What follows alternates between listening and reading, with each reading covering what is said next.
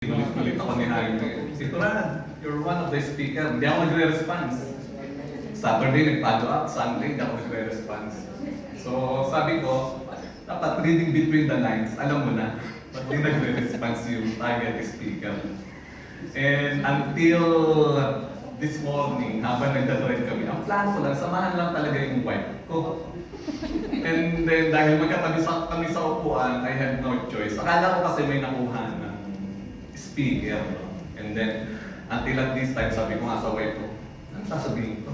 Anong i-outline ko? So anyway, we're attending the leader sharing because kanina nga kasasabi lang ng ating conductness.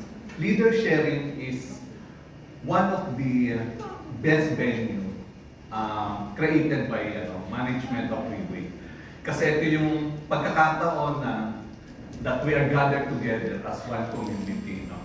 And actually, hindi lang sa part ng speaker na natututo kami. So actually, it is also a symbiotic while you are listening and then while we are standing here to share what we experience in our journey in the platform of Freeway. Kasi darating din naman yung time at mabigyan kayo ng pagkakataon na marinig namin yung storyline. Actually, we really try our best to connect our stories from your present of what you are doing. Lalo na yung mga bagong leader, lalo na yung mga first timer.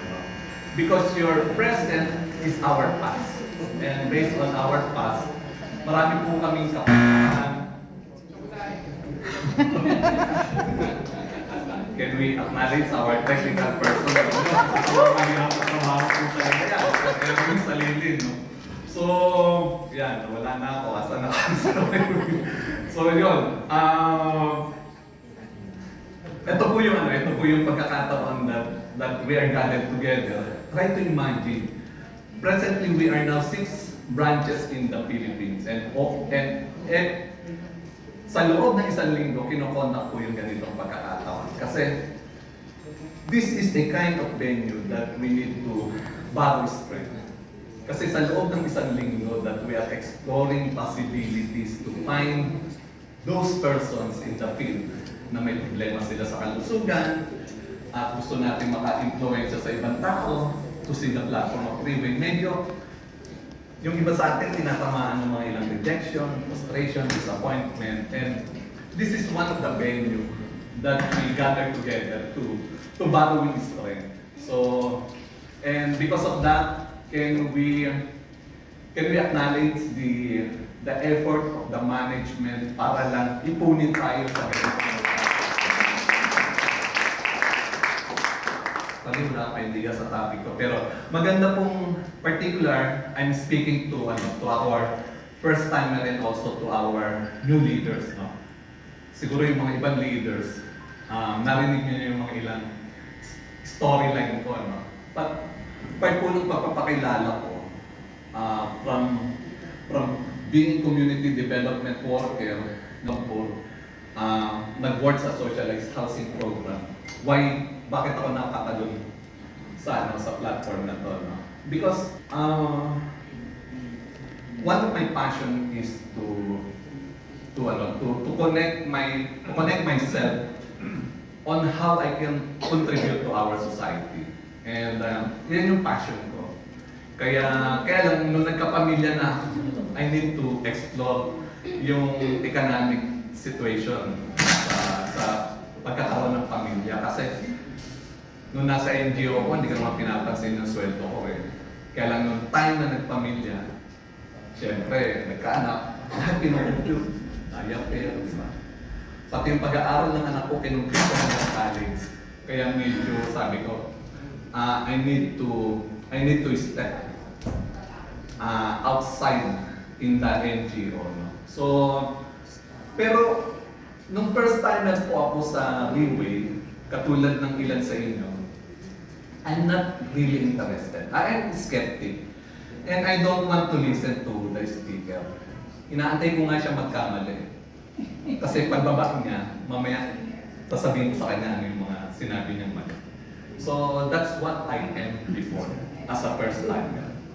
Mayabang na, wala pang pera. So, Gwapo naman. gwapo naman, no? Ganyan ako makakagante ng araw, no? So, but why on the process I changed also, no? Kasi nga, yung wife ko, yung, kasi mana lang ako kay Kuya Man. Pag sinabi ng asawa, sunod ka agad. Yeah.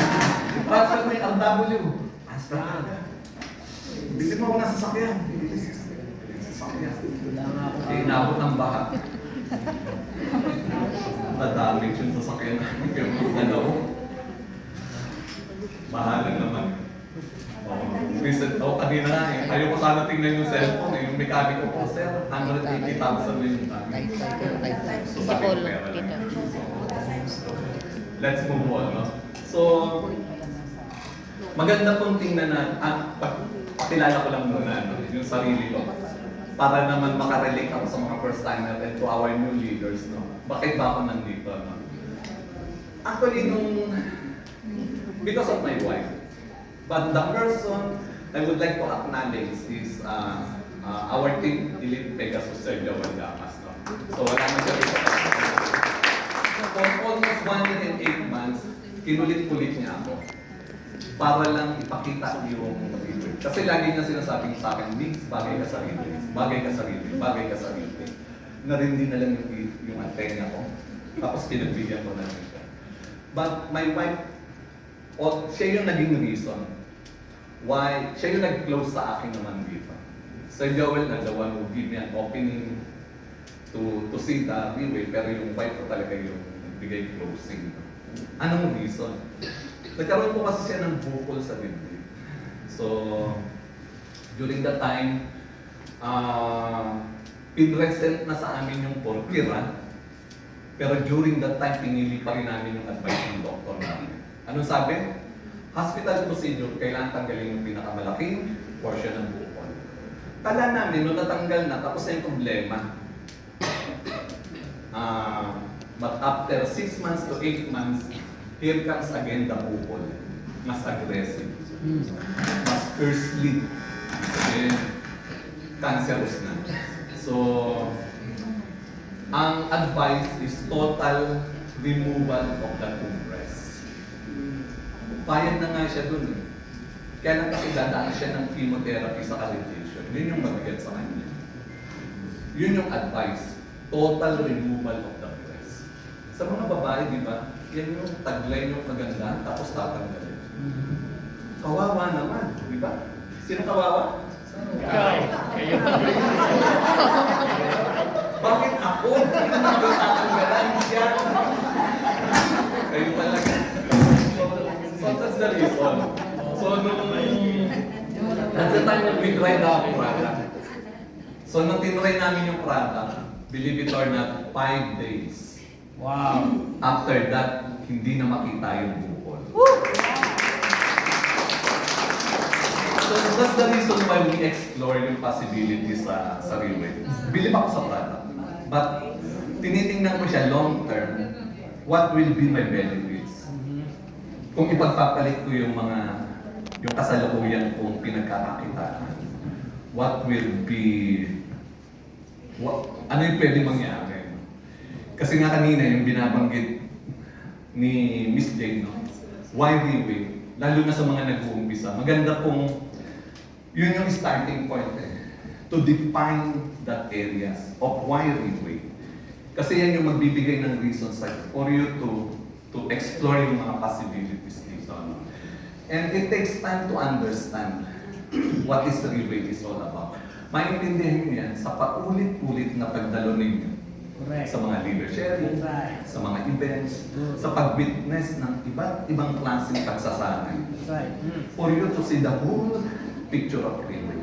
Sa ganung paraan mo lang, pwedeng makita, ma-define yung sarili mo kung if I enter into Riway, if I step in the platform of Riway, if I invest time in Riway, ano yung pwede kong maging potential in a near future? Kasi nga, why Riway? Magandang usisain din natin. If 5 years ago, On the present 2024, pag inusisa mo yung 2024 mo ngayon, at babalik ka ng 5 years ago, extended to 10 years ago, how do you rate yung present changes? Yes. Good. Magandang usisain natin yun eh. Kasi kung yung paglingon mo ng 5 taon, extended to 10 years, ay walang pagbabago. There is something wrong of what we are doing. Correct. Maybe we are in the wrong platform.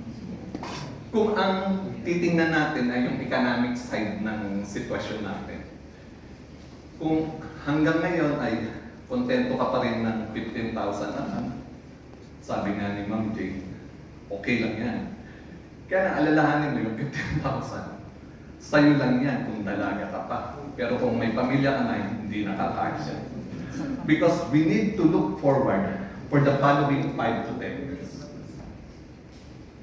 Ano yung nag-aantay? So while we wait, we need to find ways na makita natin yung sarili natin that we need to invest time here and effort. I will tell you.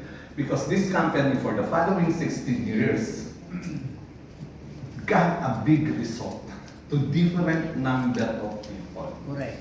Ang kailangan lang po ay willingness for you to submit yourself. Try to imagine that there is a black box here.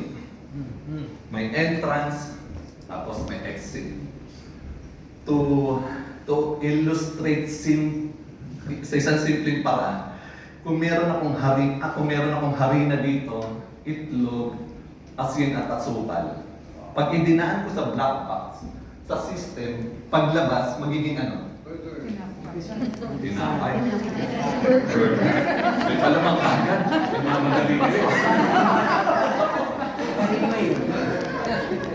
Because hindi pipiliin. Once you decided to be in Freeway and submit yourself in the platform of Freeway, andun yung willingness to learn, to explore all the possibilities. It doesn't matter kung anong background meron ka. Right? Doesn't matter. Importante, if you're willing to submit in the system for you to learn. And one of the best example here today, we're so lucky because one of our best model is a pedicab driver. No? Yan. So, pwede po natin patayuin. Ngayon, halika sa kanila. Nababanaan niyo pa po ba ang itsura ng isang pedicab driver? Because that person, yung kanyang willingness to submit in the system, Correct. binago siya. Yes. Because sabi na nga sa akin, alam mo sir, but if I continue my work as pedicab driver, yung isang taong ibinigay sa akin ng leeway in terms of resources, in terms of income that I had, aabutin ako ng 13 taon magpadyak ng bisikleta. Malaki puti. Hindi na nalawak yun. So, that is the kind of system of leeway. The willingness. Kaya nga hindi rito pinag-uusapan ano yung nakaraan mo eh. At ano yung pinag-aralan mo lang. Basta andun yung willingness mo. And then, yun lang. Lahat naman dumaraan dun sa unang proseso na yun. Of defining why you wait. Kasi yan yung magbibigay ng reason sa'yo eh. For you to extend for the following, whatever frustration, disappointment, mistakes na pwede mong magawa, you will continue. And from time to time, we need to upgrade that answer of why we wait. Para po dun sa mga nag-uumpisa, katulad nga po na nasabi ko, presently maybe your present is our past. So, and maganda yung mga nagsasalita rito ay magamit ninyo yung reference kung anong meron sila. Kasi that's the way we need to connect whatever we shared from what experience that we had before. No? So, Yan yung ano, yan po yung magbibigay rason, no? Madalas may nagtatanong sa akin, Sir Ran, why ginagawa ko naman yung part ko? Why from my point A going to point B, why I cannot reach? Why I cannot get the output, the result? Ano magandang i-validate in terms of, kasi going there, that is the output, that is the result. And for you to define your present standing is, you need to define your input. Ano yung mga input? Yun yung mga activities. Kasi activities, the input, going to output, going to result, that is a variance. So we need to define the variance. Ano yung mga kulang? Kasi alalahanin natin, when we exploring the market, ito yung mga una namin pagkakamaling ginagawa ng araw eh. We always find user. Wala kaming inatupag kundi maghagilat ng mga taong may sakit, bibili ng portir. That's why, after 3 years, nakita namin yung attrition rate namin. Umabot hanggang 80%. And that's why we're so lucky because there is one person within Railway that already matured enough to understand the whole industry, and the way he reflect the whole industry, tinignan niya rin yung nagaganap sa loob ng Railway. No? And we're so lucky because this person are really lobby and campaign to define what is the success of Railway. So abangan niyo po, baka ma-preempted, natitip akong sabihin yung mga ilang sasabihin niya mamaya. So abangan ninyo yan. You take down notes of this person. Kasi siya ang magbibigay ng kalinawan sa atin. What is the overall picture for you to become successful in Railway?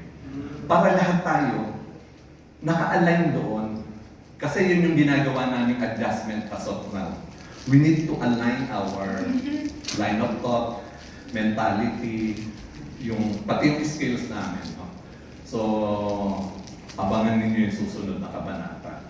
So, siya po yung susunod nating speaker. Importante kasi when you defining yung why Railway, you need to identify yourself to become a leader. Leader for what?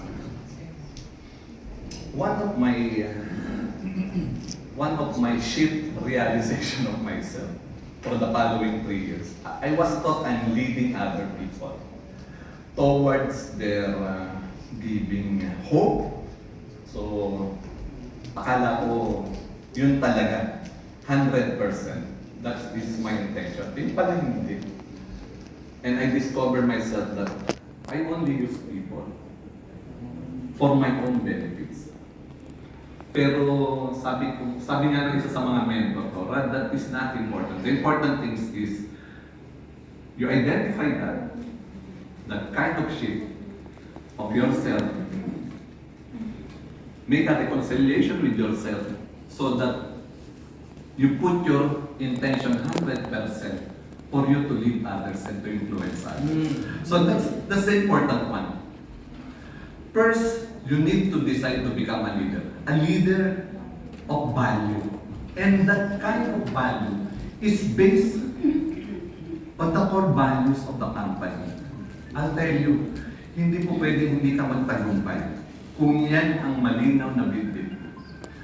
And our mission is to influence others, to become also a leader.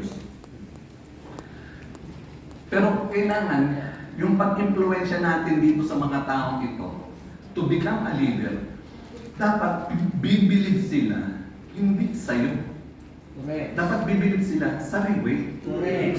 So whatever happened, they embrace the Railway. Correct. Right. Good. So that's the important thing.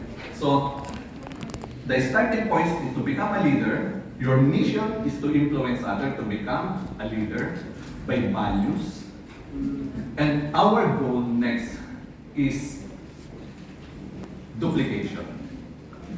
Because if duplication happening in your team, within your team, I'll tell you, the vision of being togetherness in one mindset, in one direction, in one intention, I'll tell you, madali nang i-define yung economic situation ng bawat isa. Because for me, my intention here, why I am doing Reway, because I need to build the security of my next generation in life. Are you getting me? Yes. So, because inheritance income, it takes time to facilitate. Aabutin niya ng hindi lang 3 taon, 5 taon, 10 taon. But try to imagine if you invest time doing that for the following 15 years, 20 years, of averaging earning of, pagpalagay mo na lang 5 million a month. Ligtas na ba yung generation mo yan? Kahit matigok na? Yes. I think yes.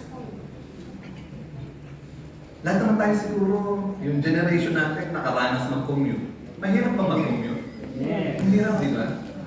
Pero iniisip ba natin, at least sana, sa mga anak natin na pinamanahan natin ang kahirapan na ngayon din nagko-commute sila, at least yung mga apo naman natin makaranas na nagdadrive ng sarili nilang sasakyan. Kasi yung lolo nila nagtrabaho. Yes. So that's 3 years ago, o 4 years ago, 5 years ago, sinasabi ni Reway, masyado siya maingat, we will become number 1 in the direct selling. Pero ba't ngayon nanahimik siya? Hindi siya sinasabi. Yes. I'll give you an idea. Presently, in the ranking of level of Reway, we have now 3 drafts. That's the highest form of recognition and ranking in Reway.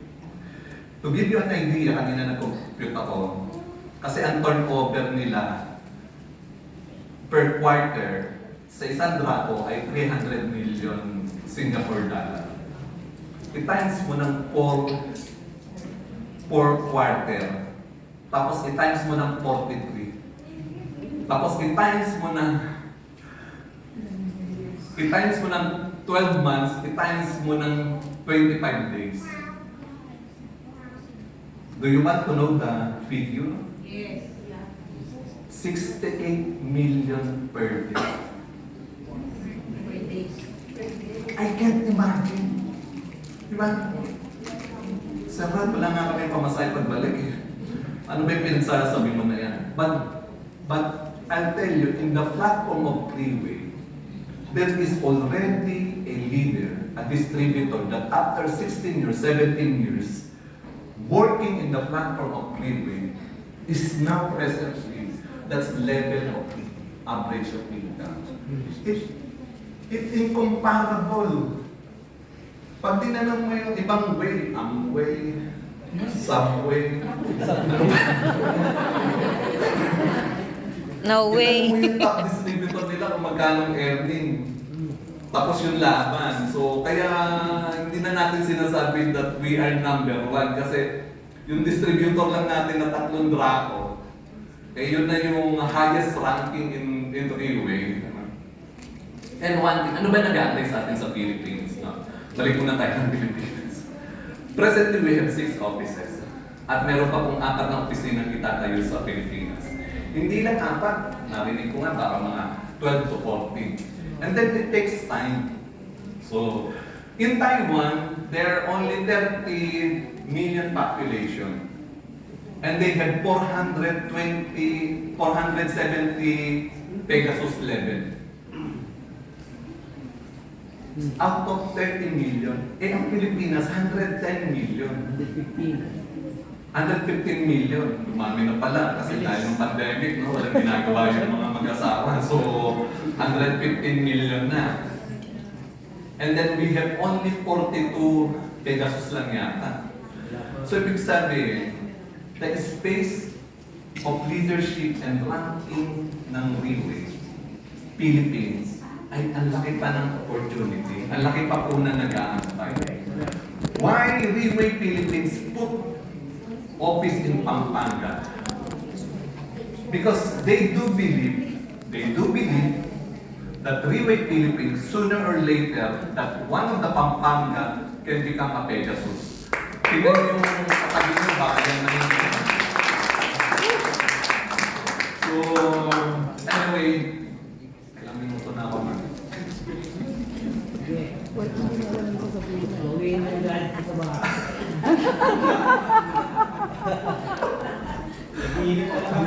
Visit pa kami yun sa araw na. Oo, iyak talaga yung asawa pa. Bago-bago na sasakyan. Anyway, okay. So yun, no,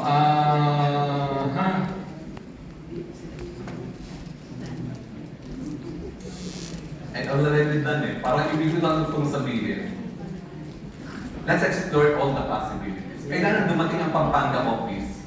Dapat, before the end of the year, yung wala nang bakante upuan. Yes. Tapos lahat ng mga tao, may nakatayo rito. Tapos may nakatayo rito. Because everybody are hungry to listen to those persons that become successful in the platform. Yes. And hungry to all of us to become successful in this platform. No? So, short story lang. Ito naman, alam na ng marami. No? So, yung...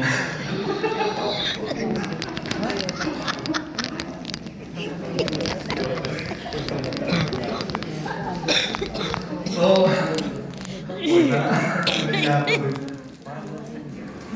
ito na lang, isang storyline. Manufacturing sila ng sapatos. And then pinadala may unang ahente pinadala sa Africa. And then, he saw the people na gumastos na yung company sa akin para dito, tapos yung mga tao nakaapak. Boss, walang bibili ng sapatos dito, yung mga tao, mga sanay sila nakayapak, mga nakapala. So, balik na lang ako ng Pilipinas. And then, yung isang boss, inutusan yung pangalawang ahente. Punta nga Africa, i-observe mo yung market natin doon. And then here comes the second agent. Boss! Doon nasa Africa na siya. Boss! Grabe! Ang laki ng market natin dito. Boss, ngayon pa na magpadala ka na ng 12 boxes of shoes. Bakit? Yung mga tao rito, mga nakayapa. I-educate lang natin sila para matutong magsuot ng sapatos. Everything in life is perspective. Right. It is only a point of view. Parang bahat lang yan. Yan. Isipin mo na lang. Segway. Isipin mo na lang. 173. Parang 1 sentence sa relo.